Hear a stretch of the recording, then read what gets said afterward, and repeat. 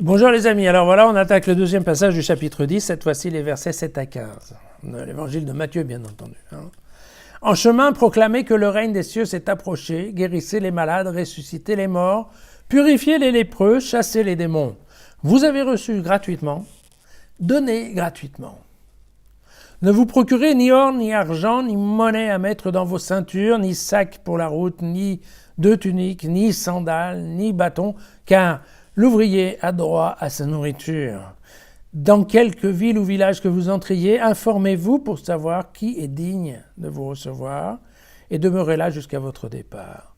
En entrant dans la maison, saluez-la, si cette maison en est digne, que votre paix vienne sur elle. Mais si elle n'en est pas digne, que votre paix revienne à vous. Si l'on ne vous accueille pas, et si l'on n'écoute pas vos paroles, en quittant cette maison ou cette ville, secouez la poussière de vos pieds. En vérité, je vous le déclare, au jour du jugement, le pays de Sodome et de Gomorrhe sera traité avec moins de rigueur que cette ville. Voilà, donc nous continuons dans les instructions. Et les instructions, vous voyez que là, elles sont assez précises. Alors on a le détail sur qu'est-ce que le disciple doit faire. On a rajouté la purification des lépreux. Mais il y a un petit mot là qui a à voir avec les conditions matérielles, n'est-ce pas? Vous l'avez reçu gratuitement, mais vous voyez aussi que les instructions sont précises, il s'agit de voyager léger. Bon, c'est un peu surprenant quand même, parce qu'au milieu, il y a l'histoire des sandales et du bâton, ce qui, pour moi, qui n'ai pas fait le chemin à Compostelle, je dois vous dire que je pensais quand même que les sandales et le bâton étaient quand même deux attributs assez utiles pour qui doit marcher en Palestine, même à cette époque-là. Mais la seule explication en fait qu'on ait trouvée là-dedans, c'est que Matthieu voulait faire la comparaison entre le service des pauvres et le service de Dieu, et que dans le service de Dieu, il va de soi qu'on est supposé laisser les sandales et le bâton à l'entrée de la synagogue ou du temple. Vous voyez, c'est ça, cette idée-là. Probablement, bon, la comparaison n'est pas forcément très bien choisie, mais on n'a rien trouvé de mieux.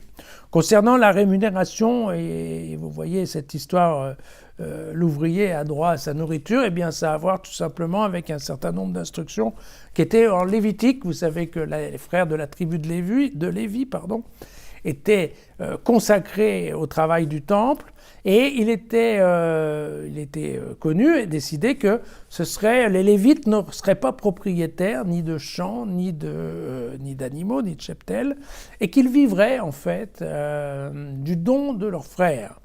Alors, qui pouvait être un don financier, mais dans ce cas-là, il s'agissait surtout d'un don de nourriture, tout simplement.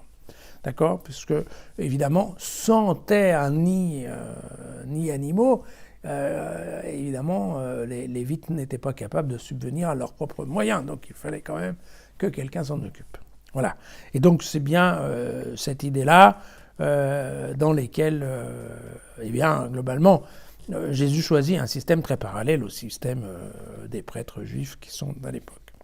Alors, vous voyez que c'est de la même façon que Jésus, en tout cas Matthieu, conseillait de ne pas aller se perdre dans la Samarie ou chez les païens, de façon à ne pas perdre de temps. Vous voyez que de la même façon, ici, il est très clair.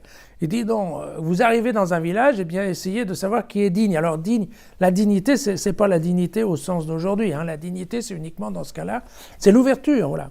Renseignez-vous, qui est ouvert à entendre des prêcheurs? Qui est ouvert à recevoir des pèlerins? Qui est ouvert aux choses de Dieu, peut-être aux choses spirituelles, vous voyez. Et tout ça, ça a à voir avec une tradition que nous, on ne connaît pas bien, mais qui est qu'en fait, en Palestine, à l'époque, on s'invitait beaucoup. Et on invitait les pèlerins, les gens de passage. On leur ouvrait la porte pour dîner, dormir et éventuellement rester un peu plus longtemps dans la maison. Et donc, effectivement, une fois que les portes étaient grandes ouvertes, il convenait quand même de faire un peu attention entre notre dit où on mettait les pieds, tout simplement.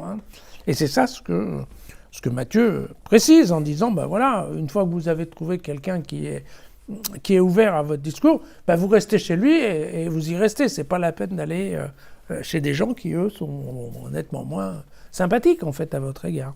C'est ça l'idée, ne pas perdre de temps et ne pas gaspiller, en fait, cette parole. Vous savez, on a déjà vu ça, ne pas gaspiller la parole. Vous vous souvenez, il y a un évangile il n'y a pas très longtemps, on parlait de ça. Alors, ne pas donner la parole aux porcs, vous vous souvenez de ça? Voilà. Et donc, tout simplement pour nous dire que si ce n'est pas le cas, si on se rend compte qu'on rentre dans une ville, eh bien, où j'ai quelqu'un qui n'est pas ouvert à ça, il y a cette fameuse expression qui est de secouer ses sandales.